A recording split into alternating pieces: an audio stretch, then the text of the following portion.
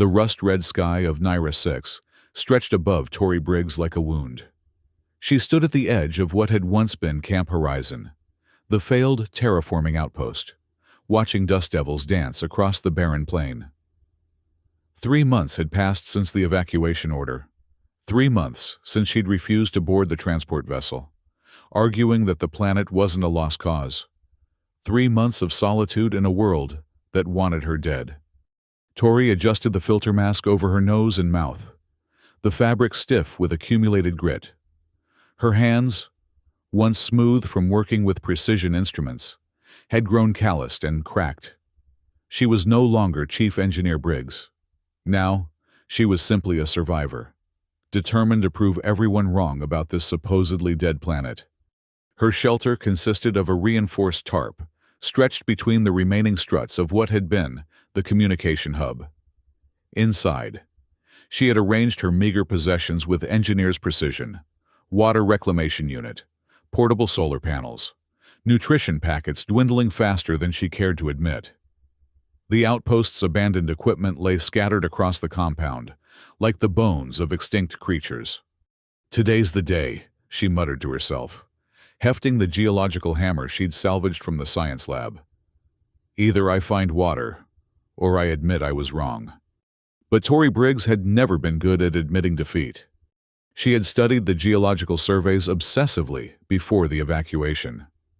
The official report claimed Naira 6 lacked accessible groundwater, making terraforming efforts futile. But Tori had spotted inconsistencies in the data, subtle shifts in subsoil density that suggested the presence of an aquifer approximately 20 meters below the surface. Not deep enough to require industrial drilling equipment, but deep enough that no one had bothered to investigate manually.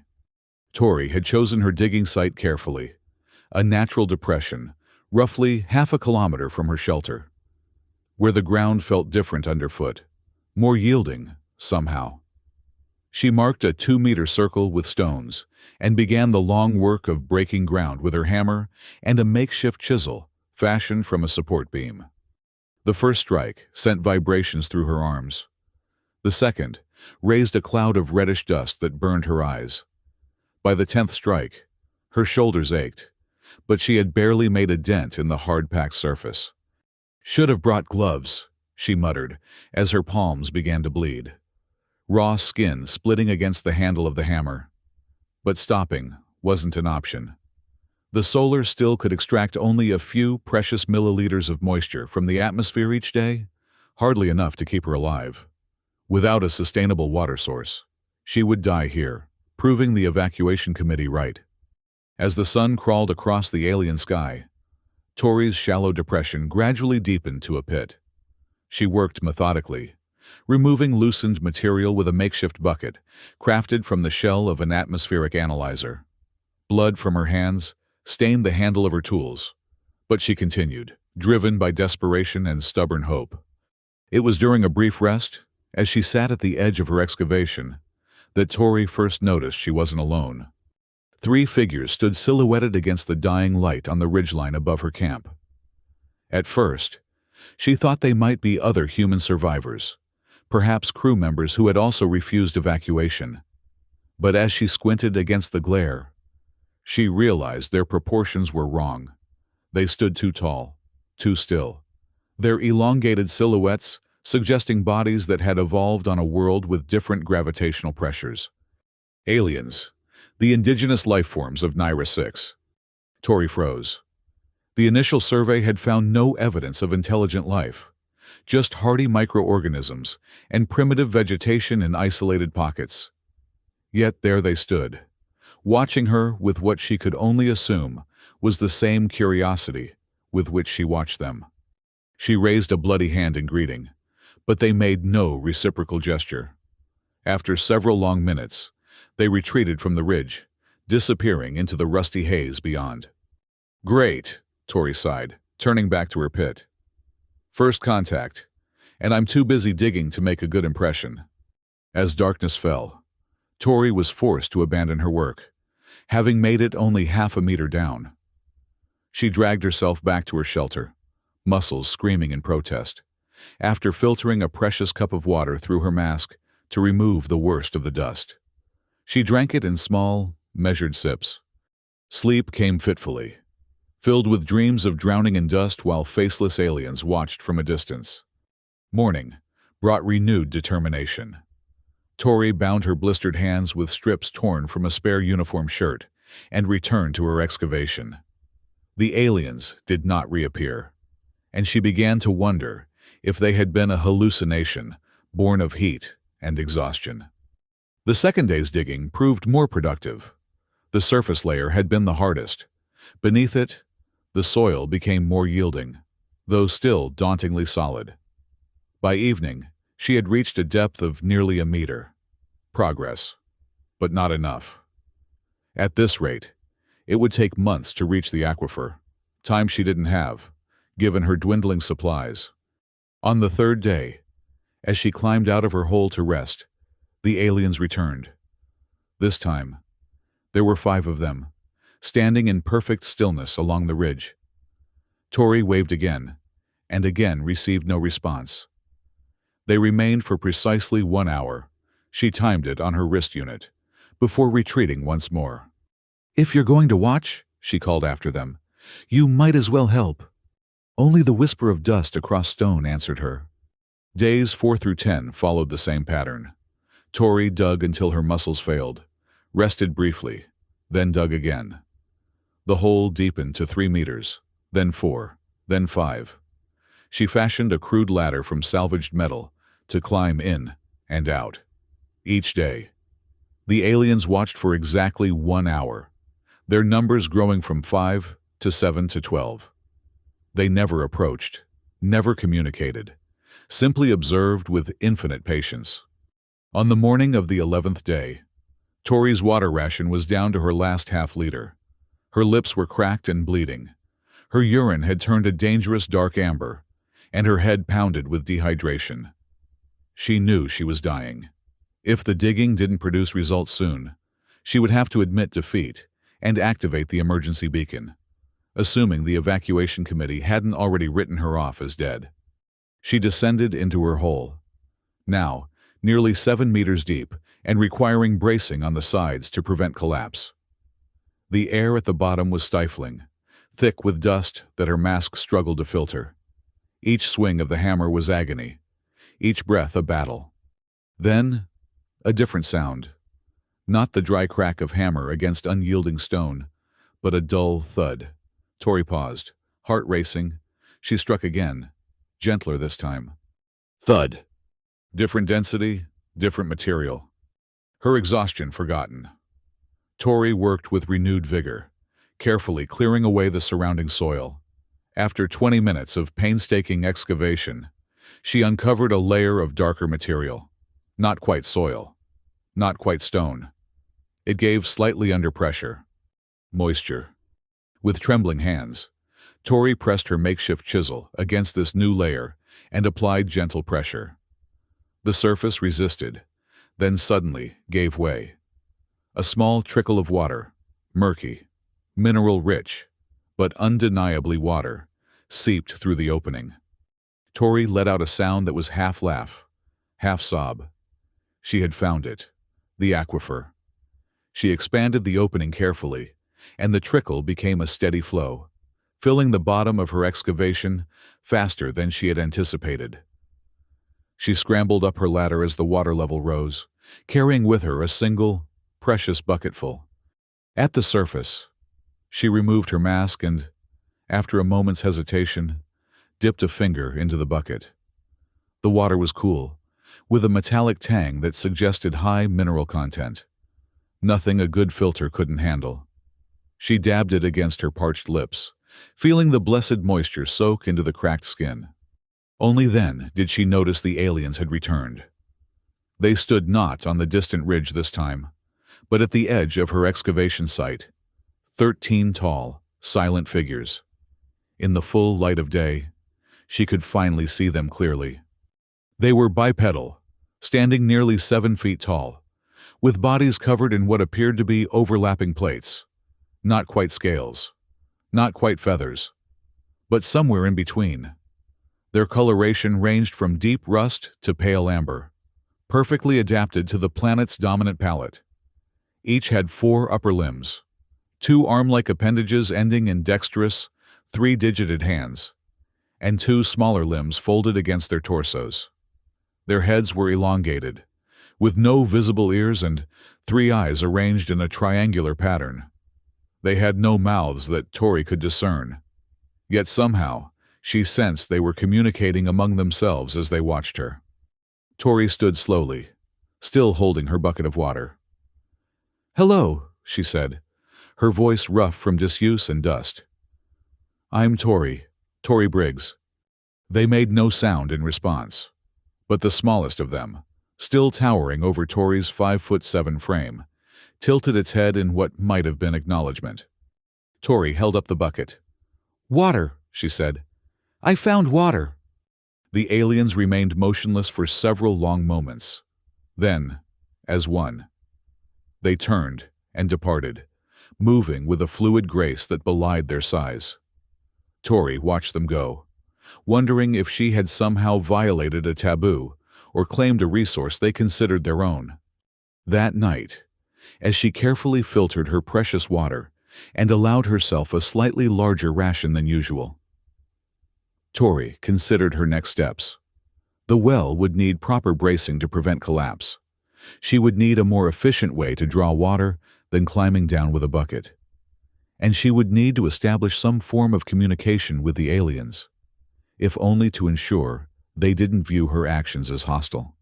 As she stepped outside her shelter the next morning, Tori found a small object placed precisely at the entrance. It was a blue, fruit-like thing, roughly the size of her fist, with a tough outer skin. She glanced around but saw no sign of the aliens. A gift? A warning? There was no way to know. Tori carried the fruit to her excavation site, determined to continue her work. To her surprise, the hole had changed overnight. Someone, or something, had begun reinforcing the sides with a lattice of woody vines she had never seen before. The water level had stabilized about 2 meters from the bottom, creating a proper well. The aliens appeared at midday, 13 silent watchers. This time, Tori was prepared. She had brought the blue fruit, along with a metal spoon, one of her few personal possessions that wasn't strictly necessary for survival. She placed both items on a flat stone midway between herself and the aliens, then backed away. For a long while, nothing happened. Then the smallest of the aliens, the one that had tilted its head the day before, approached the stone. It examined the offerings without touching them, its 3 eyes blinking in an asymmetrical pattern. Finally, it picked up the spoon, turning it over in its hands with evident curiosity. It left the fruit untouched and retreated to its companions. Tori counted it as progress. Over the next several days, a strange ritual developed. Each morning, Tori would find a new alien object outside her shelter, a polished stone with spiral patterns etched into its surface, a complex arrangement of local vegetation. Once, a delicate structure made from what appeared to be their own molted plates or feathers. In return, she would leave one of her own possessions or creations, a small gear from a broken chronometer, a sketch she had made of Earth's moon, a handful of copper wire twisted into the shape of a DNA helix. Meanwhile, work on the well continued. The aliens never helped while Tori was present, but each morning she would find new improvements, stronger bracing, crude steps carved into the sides, even a wooden platform constructed at the edge. She contributed her own engineering expertise, rigging a simple pulley system from salvaged parts to draw water more efficiently. On the 21st day since breaking ground, Tori decided to risk further contact. When the aliens made their daily appearance, she was waiting with a container of seeds, hardy earth grasses that might just survive in Naira 6's hostile soil, especially with regular watering. She pantomimed the act of planting, then pointed to the area surrounding the well. The aliens watched in silence. After her demonstration, Tori began planting in earnest, digging small holes and depositing seeds in a spiral pattern, radiating from the well. To her surprise, the smallest alien, whom she had begun to think of as Sprig for its curious nature, approached and mimicked her actions, using one of its lower limbs to create depressions in the soil. Soon, 3 more aliens joined the activity, though no words were exchanged. Tori felt a profound shift in their relationship. They were no longer just observers and observed. They were collaborators. As the sun set, Tori expected the aliens to retreat as usual. Instead, Sprig approached her and extended one hand, offering what appeared to be a blade fashioned from obsidian. Tori accepted it carefully, running her finger along its perfectly honed edge. "Thank you," she said, touching her chest. "Tori." Sprig touched its own chest with its upper right limb, making a soft clicking sound that Tori could not possibly reproduce with human vocal cords. It was the first sound she had heard any of them make. "Sprig," she said, pointing to the alien. Sprig made the clicking sound again, then departed with its companions. That night, Tori used the obsidian blade to carve a spiral pattern, mimicking the one she had seen on the polished stone, into a piece of scrap metal. She left it outside her shelter, alongside a small container of filtered water from the well. Both were gone by morning, replaced with a bundle of the strange woody vines they had used to brace the well. Days became weeks. The well remained stable, providing enough water, not only for Tori's needs, but for her expanding garden. The first green shoots had appeared, pale and spindly, but undeniably alive. The aliens, she now recognized individuals among them by their coloration and behavior patterns, continued their daily visits, which gradually extended from 1 hour to several.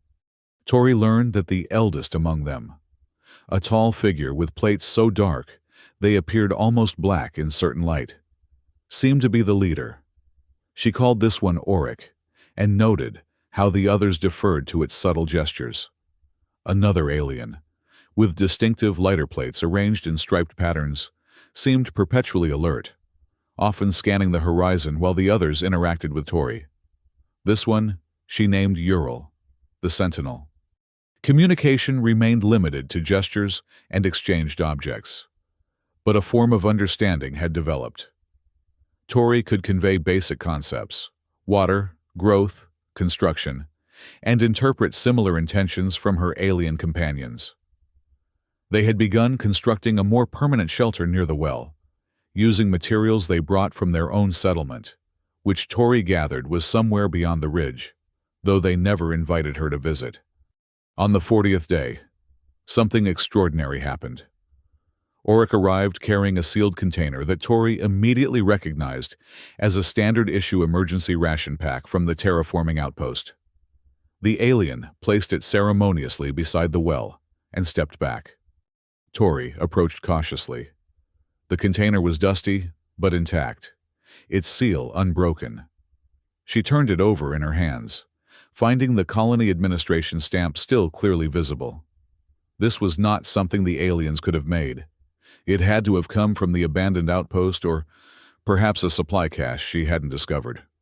The implications were staggering. The aliens must have explored the human facilities, recognized the objects as important, and specifically selected this to bring to her. It demonstrated not only intelligence but empathy, understanding that she might value or need these human artifacts. "Thank you," she said, meeting Auric's three-eyed gaze directly. "This means more than you know." That evening, after the aliens had departed, Tori opened the container. Inside were concentrated protein packets, vitamin supplements, and even a small medical kit, enough to extend her survival by at least 2 months. More than the material value, however, was what the gift represented, a deliberate act of alliance. The next morning, Tori prepared her most significant offering yet. Using parts salvaged from the outpost's communication array, she had constructed a crude but functional atmospheric moisture trap, far more efficient than her small solar still. It had taken weeks of after-dark work, time stolen from her precious rest hours. She placed it near the well, adjusting its collection panels to capture the maximum amount of ambient moisture. When the aliens arrived, she demonstrated its function, showing how it condensed water from the air into a collection chamber. Auric examined the device with what Tori interpreted as approval, while Sprigg mimicked her gestures with surprising accuracy. That day marked the beginning of true collaboration, no longer content with separate but parallel work. Tori and the aliens began constructing together, irrigation channels to distribute well water more efficiently, wind barriers to protect the growing plants, and most ambitious of all, a circular structure surrounding the well that served as both meeting place and work area. Tori's garden flourished beyond her wildest expectations. The earth grasses had taken root and spread, their genetically modified structures adapting to Naira 6's soil chemistry more successfully than the terraforming engineers had predicted. More surprisingly, when mixed with certain indigenous plants the aliens introduced, they created a symbiotic relationship that accelerated growth for both species. As they worked, Tori began to understand more about her companions. They communicated among themselves, not through sound, but through subtle movements of their body plates, creating patterns that conveyed meaning. They appeared to have no need for verbal language, though they could produce sounds when they chose to. They ate rarely, absorbing nutrients through a process involving their lower limbs, being immersed in a thick, golden liquid they occasionally brought in sealed gourds. Most importantly, Tori realized they had been on Naira 6 long before humans arrived, perhaps for thousands of years. The uninhabitable planet had been their home all along, and the failed terraforming mission had been an invasion they had quietly observed without intervention. Until now, until she had proven herself different by staying behind, by digging a well by hand instead of with machines, by offering rather than taking. On the 60th day since breaking ground, as Tori and the aliens were reinforcing the irrigation channels, a sound broke the familiar silence of the plains, a mechanical roar that Tori had not heard since the evacuation. A shuttle was approaching, its thrusters kicking up great clouds of dust as it descended toward the former outpost. Tori stood frozen, watching as the craft settled onto the landing pad she had helped construct nearly a year earlier. The aliens retreated to the ridge, all except for Auric, Ural, and Sprigg, who remained by her side. The shuttle's hatch opened, and 3 figures in environment suits emerged. They paused when they spotted Tori, then approached cautiously, their suit lights scanning the area. "Engineer Briggs," called the lead figure, voice distorted through the suit's external speaker. "Tori Briggs?" Tori stepped forward, suddenly aware of how she must appear, clothes patched and faded, skin weathered by Naira 6's harsh conditions, standing alongside 3 alien beings in the middle of an improbable garden. "That's me," she replied, her voice steady despite the tumult of emotions. "What brings colony administration back to this failed project?" The lead figure removed their helmet, revealing the face of Dr. Eliza Mehta, the former mission director who had ordered the evacuation. "We detected atmospheric changes," said Dr. Mehta, eyes wide as she took in the scene. "Localized increases in oxygen production, moisture levels. And then, when we analyzed satellite imagery," she gestured to the green expanse surrounding the well. "You've done the impossible, Briggs. You've started terraforming without industrial equipment." "Not alone," Tori said, nodding toward her 3 companions. Dr. Mehta noticed the aliens for the first time, taking an involuntary step backward. "The survey found no intelligent life," she said, her scientific training warring with the evidence before her eyes. "The survey was wrong about a lot of things," Tori replied, "including the presence of accessible water." The second suited figure stepped forward.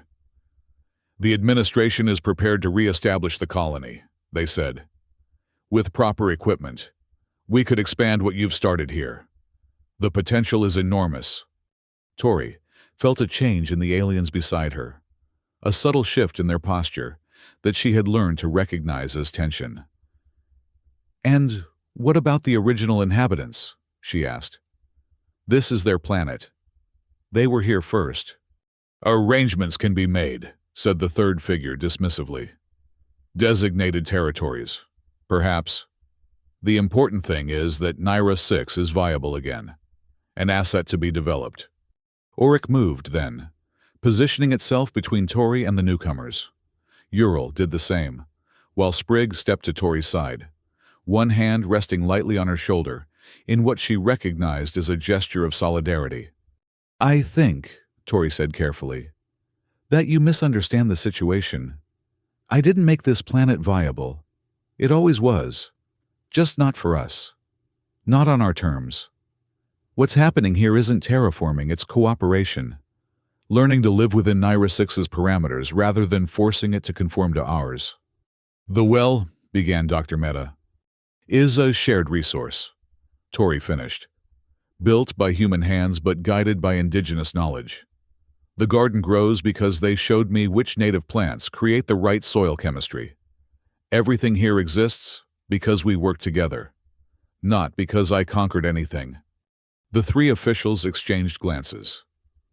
"The administration won't abandon a viable colony site," said the second figure, "especially not one with proven water sources." "Then tell them to send people who are willing to learn," Tori said. "Not to extract or exploit, but to cooperate, to become part of Naira 6, not its conquerors." She looked at Auric. "I believe they would welcome that approach." Auric's body plates shifted in what Tori had come to recognize as assent. Dr. Mehta studied the aliens, then the flourishing garden, and finally Tori herself. "You've changed, Briggs."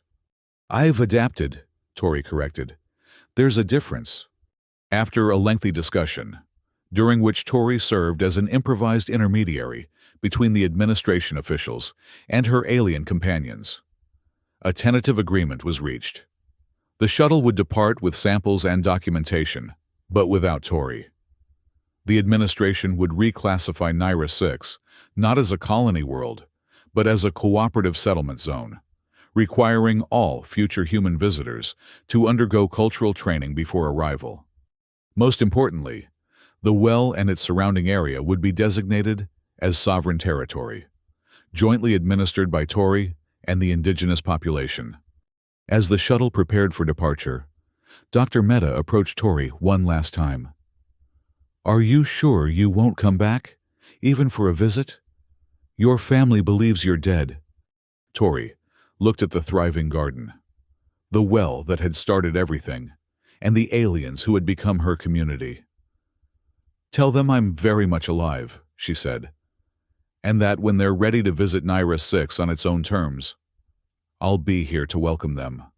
After the shuttle departed, kicking up a final cloud of dust that settled over the plains, Tori returned to the well with Auric, Ural, and Sprigg. The rest of the aliens emerged from the ridge, approaching without their usual caution. That evening, as the rust-red sun sank toward the horizon, they gathered around the well in a circle.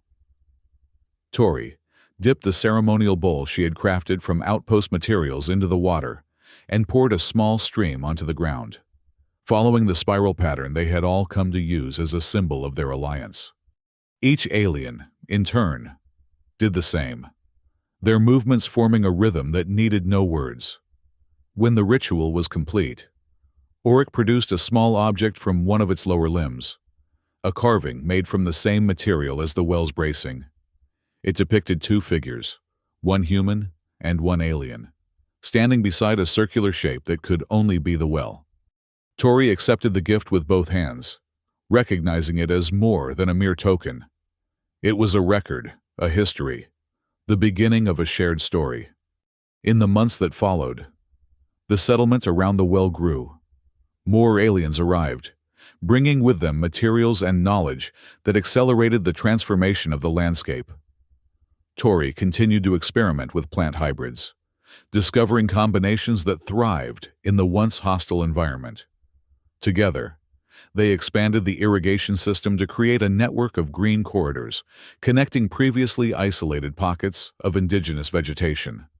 True to their word, the administration sent only a small research team, each member carefully selected for their ability to work within the established parameters. They brought messages from Earth, scientific equipment that Tori had sorely missed, and most precious of all, seeds from her family's farm in the Midwest, heritage varieties that her grandmother had preserved for generations. 1 year to the day after she had first broken ground, Tori stood at the edge of what had become known simply as the well. What had begun as a desperate act of survival had transformed into the center of a community unlike any in human experience.